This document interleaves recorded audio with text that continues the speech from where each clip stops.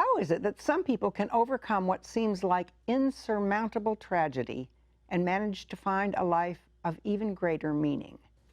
In 1978, Laura Barton became a quadriplegic, and that's only the beginning of her remarkable story. A story that ultimately involved a whole community, a community that sprang up thanks to Laura.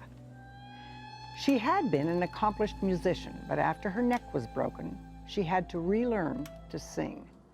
Within a year, she was teaching classes, performing in choirs and recitals, tutoring, and soon opened a music studio of her own. She went on to complete a BS in Business Administration at USF. As a non-stop volunteer, she takes on many roles in her church and community, from event planning to everything musical, enriching and inspiring the lives of everyone she touches.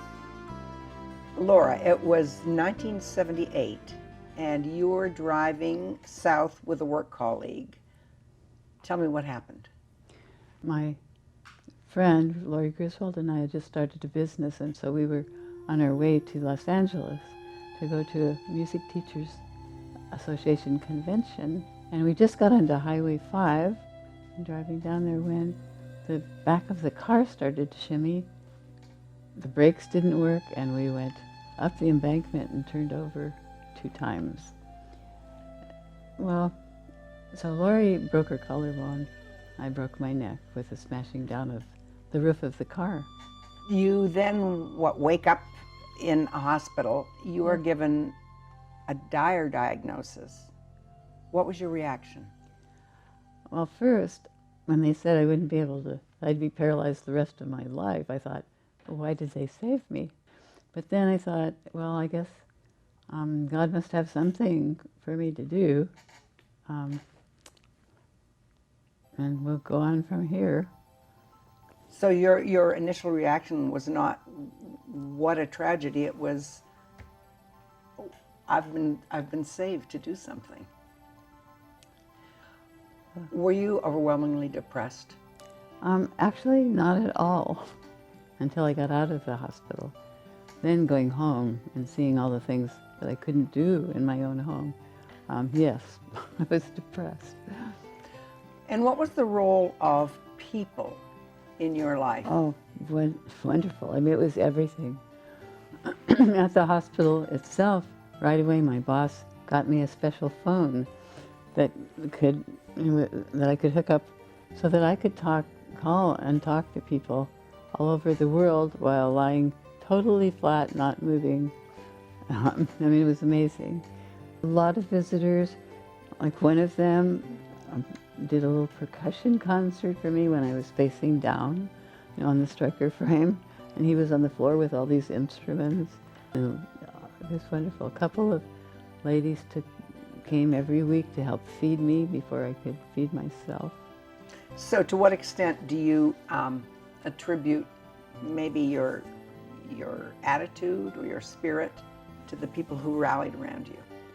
That's what I attribute it to, is all those people who helped me. And then getting out of the hospital, even more people helped me. So, yeah, it's the take a village kind of thing. Was that surprising to you? Were there any surprises in there? Yeah, that whole thing was surprising to me. That so many people helped me. And I mean, out of the hospital, there were teams of volunteers. When I have to get catheterized every afternoon, and I still do, all these 40 years, still same thing. And that was always by volunteers. My sons were trained to turn me and also to transfer me. Then one son, who stayed in the area, turned me until I got married in 2000, so that's a lot of years. Wow. Turning me in the night. For a while, you actually drove a van, right? Yes. Tell me about that. For a lot of years. Yeah, it was interesting because after I was out of the hospital a while, I got this call, and somebody in Van Nuys, California, had made these special vans. When you were asking me about being depressed, I kind of thought when I said I would like this van, that it would give me the opportunity to drive up north of San Francisco and drive over a cliff if I wanted to end my life.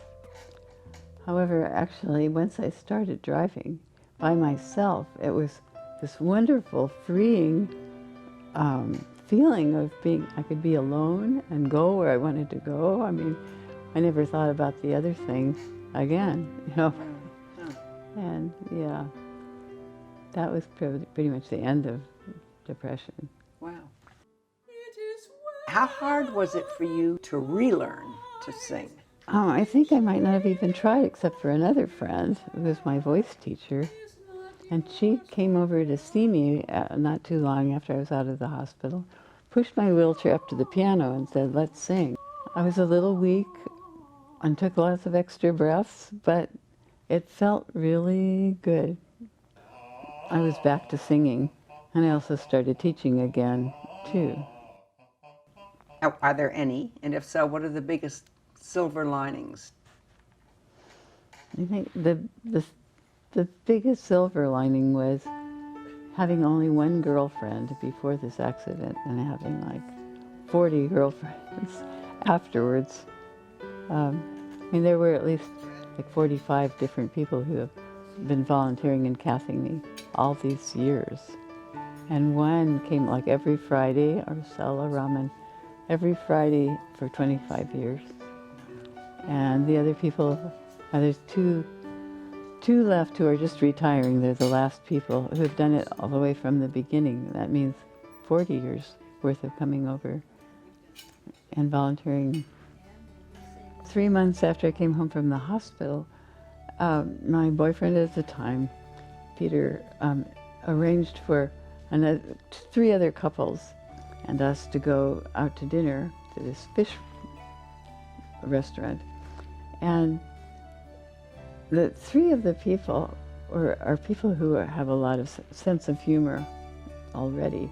And between the 3 of them, cracking jokes, and we were just splitting our sides with laughter that day. And I just remember thinking, I'm really glad I'm here now. I'm glad I'm alive, because I wouldn't want to miss this night for anything.